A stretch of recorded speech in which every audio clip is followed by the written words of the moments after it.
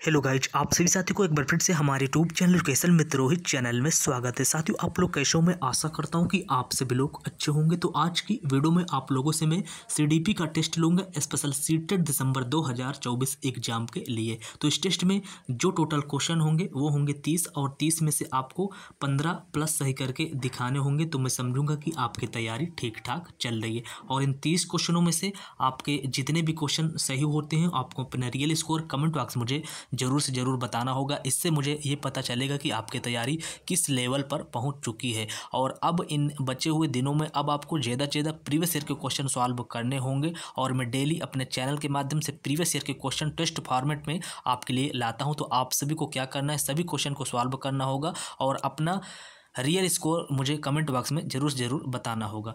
इससे मुझे ये पता चलेगा कि आपकी तैयारी किस लेवल पर पहुंच चुकी है। तो चलिए भाई, आज का टेस्ट स्टार्ट करते हैं। और जितने भी आज के टेस्ट में क्वेश्चन है सभी बहुत ही इंपॉर्टेंट क्वेश्चन है, तो आप सभी को पूरा टेस्ट जरूर देना होगा। तो चलिए क्वेश्चन को स्टार्ट करते हैं। तो पहला क्वेश्चन है, निम्नलिखित में से कौन सा स्थूल गत्यात्मक कौशल का उदाहरण है? तो सभी लोग बताएं भाई, निम्नलिखित में से कौन सा स्थूल गत्यात्मक कौशल का उदाहरण है?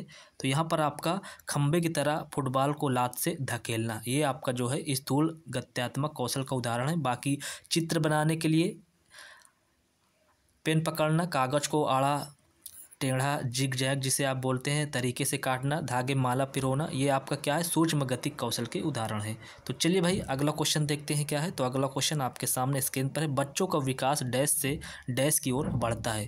तो आप सभी को बताना होगा बच्चों का विकास किससे किसकी ओर बढ़ता है। तो यहाँ पर राइट आंसर हो जाएगा, यानी बच्चों का विकास केंद्र से बाह्य की ओर बढ़ता है। पहला ऑप्शन आपका बिल्कुल करेक्ट हो जाएगा। चलिए भाई, अगला क्वेश्चन देखते हैं क्या है। तो क्वेश्चन नंबर 3 आपके सामने स्क्रीन पर है, अभिकथन और कारण से यहाँ पर क्वेश्चन दिया गया है। तो चलिए अभिकथन ए को पढ़ते हैं। तो यहाँ पर अभिकथन ए दिया गया है, बच्चे का समाजीकरण सर्वप्रथम परिवार में उसके माता पिता द्वारा होता है। और कारण आर दिया गया, परिवार बच्चों के समाजीकरण की प्राथमिक कारक है। तो यहाँ पर देखिए ए और आर दोनों सही है और आर ए की सही व्याख्या भी करता है। तो यहाँ पर पहला ऑप्शन आपका बिल्कुल करेक्ट हो जाएगा। चलिए भाई, अगला क्वेश्चन देखते हैं क्या है। मैं आपका ज़्यादा समय खराब नहीं करूँगा क्योंकि इस समय आपका समय बहुत कीमती है, परीक्षा आपके सर पर है, नज़दीक है। तो यहाँ पर क्वेश्चन आ चुका है, क्वेश्चन नंबर 4 है ये, जीन पियाजे के संज्ञानात्मक विकास के सिद्धांत के अनुसार निम्नलिखित में से कौन सी अवधारणा 3 से 6 वर्ष की आयु वाले बच्चों को सिखानी चाहिए? तो यहाँ पर राइट आंसर हो जाएगा संकेतित प्रतिनिधिकरण। यहाँ पर तीसरा ऑप्शन आपका बिल्कुल करेक्ट हो जाएगा। चलिए भाई, अगला क्वेश्चन आ चुका है आपके सामने स्क्रीन पर, क्वेश्चन नंबर 5 है। तो यहाँ पर क्वेश्चन दिया गया है, जीन पियाजे के संज्ञानात्मक विकास के सिद्धांत के अनुसार अधिकांश बच्चे किस अवस्था में वस्तुओं को श्रेणियों में व्यवस्थित करने में सक्षम होते हैं? संवेदीगामक अवस्था की, पूर्ण संक्रियात्मक अवस्था की, मूर्त संक्रियात्मक अवस्था की, औपचारिक संक्रियात्मक अवस्था। तो कौन सा ऑप्शन सही हो जाएगा? आप सभी को बताना है कि किस अवस्था में बच्चे वस्तुओं को श्रेणी में व्यवस्थित करने में सक्षम हो जाते हैं, जीन पियाजे के अनुसार आपको बताना है। तो यहाँ पर आपका राइट आंसर हो जाएगा मूर्त संक्रियात्मक अवस्था, यानी तीसरा ऑप्शन बिल्कुल करेक्ट हो जाएगा। चलिए भाई, नेक्स्ट क्वेश्चन देखते हैं क्या है। तो नेक्स्ट क्वेश्चन आपके सामने स्क्रीन पर दिया गया, क्वेश्चन नंबर 6 है ये। तो यहाँ पर क्वेश्चन दिया गया है, डैश का प्रयोग जीन पियाजे द्वारा संज्ञानात्मक मानसिक अवधारणाओं के वर्णन के लिए किया गया था। तो किसका प्रयोग जीन पियाजे के द्वारा संज्ञानात्मक मानसिक अवधारणाओं के वर्णन के लिए किया गया था? आप सभी लोग बताने की कोशिश करें। तो यहाँ पर स्कीमा का प्रयोग जीन पियाजे द्वारा संज्ञानात्मक मानसिक अवधारणाओं के वर्णन के लिए किया गया था। यहाँ पर तीसरा ऑप्शन आपका बिल्कुल करेक्ट हो जाएगा। चलिए साथियों, अगला क्वेश्चन देखते हैं। तो अगला क्वेश्चन आपके सामने स्क्रीन पर है। यहाँ पर क्वेश्चन दिया गया है, रजनी अपने दोस्तों के कार्यों को जैसे को तैसा मानसिकता के आधार पर जांचती है। लॉरेंस कोहलबर्ग के सिद्धांत के अनुसार वर्तमान में रजनी संज्ञानात्मक नैतिक विकास के किस स्तर पर है? तो इन 4 ऑप्शनों में सभी लोग बताने की कोशिश करें कौन सा ऑप्शन सही हो जाएगा। तो यहाँ पर राइट आंसर आपका हो जाएगा पूर्व परंपरागत, यानी दूसरा ऑप्शन आपका बिल्कुल करेक्ट हो जाएगा। चलिए अगला क्वेश्चन देखते हैं क्या है। तो अगला क्वेश्चन आपके सामने स्क्रीन पर है। यहाँ पर क्वेश्चन नंबर 8वां है, जब विद्यार्थी किसी प्रश्न का हल खोजने के दौरान समस्या का सामना करते हैं तो अध्यापक विद्यार्थियों को किस तरह पार प्रदान कर सकते हैं? तो आपके सामने 4 ऑप्शन दिया गया है, कौन सा ऑप्शन बिल्कुल सही हो जाएगा? सभी लोग बताने की कोशिश करें। तो यहाँ पर आपका राइट आंसर हो जाएगा उन्हें प्रश्न का आधा समाधान प्रस्तुत करके, यानी ऑप्शन नंबर 2 आपका बिल्कुल करेक्ट हो जाएगा। चलिए नेक्स्ट क्वेश्चन देखते हैं क्या है। तो नेक्स्ट क्वेश्चन आपके सामने स्क्रीन पर क्वेश्चन नंबर 9 है। सिद्धांतवादी और उनके द्वारा प्रतिपादित विचार का सही युग्म चुनिए। तो यहाँ पर राइट आंसर हो जाएगा लेव वागोत्स्की सांस्कृतिक उपकरण, यही आपका बिल्कुल सही युग्म है। चलिए भाई अगला क्वेश्चन देखते हैं क्या है। तो अगला क्वेश्चन नंबर 10वां आपके सामने स्क्रीन पर है। यहाँ पर दिया गया है एक प्रगतिशील कक्षा किसे समुन्नत करती है। तो एक प्रगतिशील कक्षा किसे समुन्नत करती है, तो ज्ञान सृजन की चाह, यहाँ पर पहला ऑप्शन आपका बिल्कुल करेक्ट हो जाएगा। चलिए अगला क्वेश्चन देखते हैं क्या है। तो अगला क्वेश्चन आपके सामने स्क्रीन पर है। यहाँ पर क्वेश्चन दिए गए मधुलिका नृत्य और योग कला में निपुण है। हार्वर्ड गार्डनर के अनुसार उसके पास किस प्रकार की बुद्धि उच्च स्तरीय है। तो यहाँ पर राइट आंसर हो जाएगा शारीरिक गति संवेदी, यानी तीसरा ऑप्शन आपका बिल्कुल करेक्ट हो जाएगा, क्योंकि वो नृत्य और योग कला में निपुण है, तो शारीरिक गति संवेदी आपका बिल्कुल करेक्ट हो जाएगा। चलिए यहाँ पर क्वेश्चन नंबर 12 आपके सामने स्क्रीन पर है। क्वेश्चन क्या दिया गया है, क्वेश्चन ये दिया गया है एक प्रश्न उत्तर सत्र के दौरान एक अध्यापक केवल लड़कों को ही अपने भ्रम व प्रश्न पूछने के अवसर दे रहा है, या प्रत्यक्ष रूप से किसकी प्रस्तुति है। तो यहाँ पर राइट आंसर हो जाएगा जेंडर पक्षपात, ऑप्शन नंबर 3 बिल्कुल करेक्ट हो जाएगा। और इन 30 क्वेश्चनों में से आपके जितने भी क्वेश्चन सही होते हैं आपको अपना रियल स्कोर कमेंट बॉक्स में मुझे जरूर बताना होगा। क्वेश्चन नंबर 13 आपके सामने स्क्रीन पर है। अधिगम दर में व्यक्तिगत विभिन्नताएं किसका परिणाम है। क्वेश्चन है अधिगम दर में व्यक्तिगत विभिन्नताएं किसका परिणाम है। तो यहाँ पर राइट आंसर हो जाएगा आनुवांशिकता व पर्यावरण दोनों का, ऑप्शन नंबर 3 आपका बिल्कुल करेक्ट हो जाएगा। नेक्स्ट क्वेश्चन आपके सामने स्क्रीन पर, यहाँ पर क्वेश्चन दिया गया है आकलन के संदर्भ में निम्नलिखित में से क्या सही है। तो आप सभी लोग बताएं आकलन के संदर्भ में निम्नलिखित में से क्या सही है। तो अधिगम के लिए आकलन विद्यार्थियों द्वारा स्व आकलन को भी शामिल करता है, यहाँ पर आपका ऑप्शन नंबर 4 बिल्कुल करेक्ट हो जाएगा। चलिए भाई अगला क्वेश्चन देखते हैं क्या है। तो क्वेश्चन नंबर 15 आपके सामने स्क्रीन पर है। यहाँ पर क्वेश्चन दिया गया है विद्यार्थियों में समालोचनात्मक चिंतन का आकलन करने के लिए अध्यापक को निम्नलिखित में से किसका चयन करना चाहिए, यानी क्रिटिकल थिंकिंग के लिए जो है अध्यापक को किसका चयन करना चाहिए। आकलन के लिए, क्रिटिकल थिंकिंग का आकलन करने के लिए अध्यापक को किसका चयन करना चाहिए, आप सभी लोग बताने की कोशिश करें। देखिए यहाँ पर आपका राइट आंसर हो जाएगा खुले अंत वाले वे प्रश्न जिनमें अपसारी चिंतन शामिल हो, आपका पहला ऑप्शन ही बिल्कुल करेक्ट हो जाएगा। अगर आपको आंसर बताने का ज़्यादा समय चाहिए तो आप वीडियो रोक भी सकते हैं, लेकिन आप सभी लोग वीडियो रोक कर आंसर ज़रूर बताया करिए, क्योंकि मैं स्पीड में क्वेश्चन करा रहा हूं, क्योंकि अब आपके पास समय बहुत ही कम है। तो अगला क्वेश्चन नंबर ये 16 है। यहाँ पर क्वेश्चन दिए गए समावेशी शिक्षा में किसकी आवश्यकता है। तो आप सभी लोग बताएं भाई समावेशी शिक्षा में किसकी आवश्यकता है। तो यहाँ पर आंसर हो जाएगा विविधता को स्वीकृति, ऑप्शन नंबर 4 आपका बिल्कुल करेक्ट हो जाएगा। नेक्स्ट क्वेश्चन देखते हैं क्या है। तो नेक्स्ट क्वेश्चन आपके सामने स्क्रीन पर है। अजर्शन और रीजन से ये क्वेश्चन है। तो चलिए अभिकथन ए को पढ़ते हैं और नीचे फिर देखते हैं कौन सा विकल्प सही है। तो अभिकथन ए दिया गया है सुविधा वंचित समूह में आने वाले विद्यार्थियों की आवश्यकताओं को संबोधित करने के लिए अध्यापक को उनके सामाजिक सांस्कृतिक संदर्भों को जानना चाहिए, यह तो बिल्कुल सही है। और कारण आर दिए गए पाठ्यचर्या की अभिकल्पना औसत विद्यार्थियों को ध्यान में रखकर करनी चाहिए, सही विकल्प आपको चुनना है।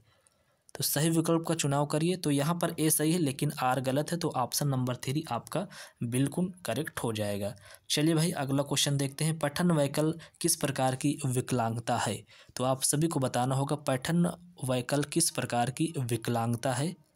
तो यहाँ पर अधिगम विशिष्ट, यानी आपका पहला ऑप्शन बिल्कुल करेक्ट हो जाएगा।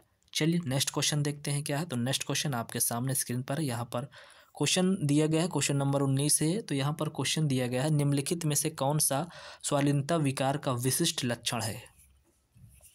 निम्नलिखित में से कौन सा स्वालीनता विकार का विशिष्ट लक्षण है। तो इन 4 ऑप्शनों में सभी लोग बताने की कोशिश करें कौन सा स्वालीनता विकार का विशिष्ट लक्षण है।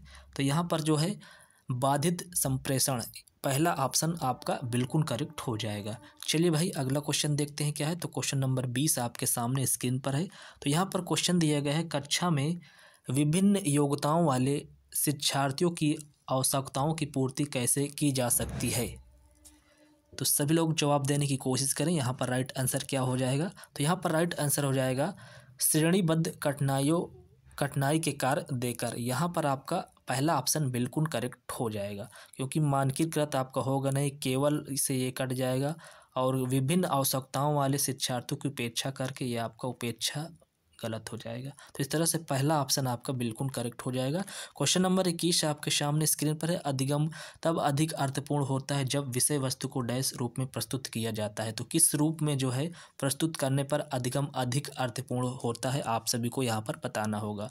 तो अधिगम देखिए तब अधिक अर्थपूर्ण होता है जब विषय वस्तु को संयोजित रूप में प्रस्तुत किया जाता है। यहाँ पर ऑप्शन नंबर 4 आपका बिल्कुल करेक्ट हो जाएगा। चलिए अगला क्वेश्चन देखते हैं क्या है। तो अगला क्वेश्चन आपके सामने स्क्रीन पर है। चलिए क्वेश्चन को सभी लोग पढ़िए और जवाब देने की कोशिश करें। यहाँ पर इसका राइट आंसर क्या हो जाएगा, सभी लोग बताने की कोशिश करें इसका राइट आंसर क्या हो जाएगा। हाँ सही है। तो चलिए क्वेश्चन नंबर ये 22 है, सभी लोग जवाब देने की कोशिश करें इसका राइट आंसर क्या हो जाएगा। तो देखिए यहाँ पर क्वेश्चन दिए गए हैं। अंतरिक्ष की अवधारणा समझाते समय एक अध्यापक ने महसूस किया कि विद्यार्थियों में इस विषय को लेकर अनेक भ्रांतियां हैं। अध्यापक की इस स्थिति के प्रति क्या प्रतिक्रिया होनी चाहिए? तो यहाँ पर इन भ्रांतियों के प्रति विद्यार्थियों के तर्क जानने चाहिए। ऑप्शन नंबर 2 आपका बिल्कुल करेक्ट हो जाएगा। नेक्स्ट क्वेश्चन आपके सामने स्क्रीन पर है। क्वेश्चन नंबर 30 है यहाँ पर। चलिए 23 है ये। तो यहाँ पर क्वेश्चन दिया गया, विद्यार्थियों को किसी भी अवधारणा के बारे में समझाते हुए निम्न में से किस बात का ध्यान रखना चाहिए? तो यहाँ पर ये 1 2 3 दिया गया है और आपको बताना है कि विद्यार्थियों को किसी भी अवधारणा के बारे में समझाते हुए निम्न में से किस बात का ध्यान रखना चाहिए। तो देखिए यहाँ पर जो है विद्यार्थियों को सीखने के लिए तत्परता, ये भी बिल्कुल सही बात है। और विद्यार्थियों के सामाजिक सांस्कृतिक संदर्भ, ये भी सही है। विद्यार्थियों द्वारा चयनित अधिगम शैलियाँ, ये भी सही है। तो यहाँ पर आपका पहला, दूसरा, तीसरा तीनों सही है। तो इस तरह से आपका चौथा ऑप्शन बिल्कुल करेक्ट हो जाएगा। नेक्स्ट क्वेश्चन देखते हैं क्या है। तो क्वेश्चन नंबर 24 आपके सामने स्क्रीन पर है। यहाँ पर क्वेश्चन ये दिए गए, रमेश विज्ञान विषयों को पढ़ाते समय अन्वेषण, प्रयोग, विभिन्न व्यवहारिक गतिविधियों के माध्यम से बच्चों को नया ज्ञान व समझ बनाने के अवसर प्रदान करता है। वह किसको बढ़ावा देना चाहता है? तो आप सभी को बताना होगा। तो देखिए वह जो है वैज्ञानिक तर्क और तार्किक चिंतन को बढ़ावा देना चाहता है। या तो यहाँ पर पहला और दूसरा किस ऑप्शन में है? तो पहला ऑप्शन आपका बिल्कुल करेक्ट हो जाएगा। बाकी कंठस्थीकरण ये आपका बिल्कुल निगेटिव होता है, अनुकरण भी आपका निगेटिव होता है। तो क्वेश्चन नंबर 25 आपके सामने स्क्रीन पर है। यहाँ पर क्वेश्चन ये दिया गया है, निम्नलिखित में से अध्यापक द्वारा अपनाई गई कौन सी विधि अधिगम प्रक्रिया में विद्यार्थियों की सक्रिय भूमिका का कम महत्व देती है? कम महत्व देती है, आपको बताना होगा। यहाँ पर व्याख्यान आपका बिल्कुल जो है गलत हो जाएगा। तो ए ऑप्शन बिल्कुल करेक्ट है। नेक्स्ट ऑप्शन देखते हैं क्या है। नेक्स्ट क्वेश्चन, तो नेक्स्ट क्वेश्चन आपके सामने अजर्सन और रीजन से है। तो चलिए इसको पढ़ते हैं। तो यहाँ पर अभिकथन ए दिया गया है, आंतरिक अभिप्रेरणा एक बच्चों को स्वेच्छा से अपनी आंतरिक खुशी के लिए काम करने को प्रेरित करती है, ये भी सही है। और आर दिए गए, शिक्षक को आंतरिक रूप से अप्रेरित करने के स्थान पर विद्यार्थियों को बाह्य रूप से अप्रेरित करना चाहिए, आपका गलत हो जाएगा। आपको बाह्य रूप से नहीं, आंतरिक रूप से प्रेरित होना पड़ेगा। तो यहाँ पर ए सही है लेकिन आर गलत है। तो तीसरा ऑप्शन आपका बिल्कुल करेक्ट हो जाएगा।